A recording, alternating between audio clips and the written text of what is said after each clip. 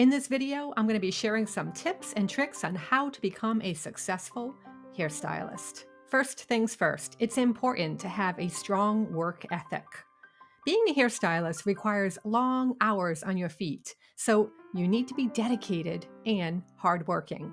When I first started out in this industry, I worked really long hours, and I took on any client that came my way. It wasn't easy, but it helped me to build my skills and my reputation.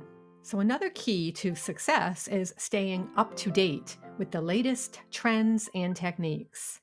The industry is constantly evolving, so it's important to attend workshops and conferences so that you can stay current in the trends and also the techniques. Networking is also essential in this industry. Building relationships with other professionals in the industry can help you gain new clients and open you up to new opportunities. It's also important to build a strong clientele base. Building a loyal clientele takes time and effort. You need to build trust with your clients and ensure that when they leave your chair, they feel confident and very satisfied.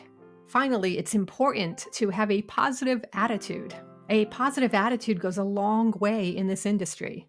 Clients want to feel comfortable and relaxed in your chair, so it's important to create a welcoming and positive environment.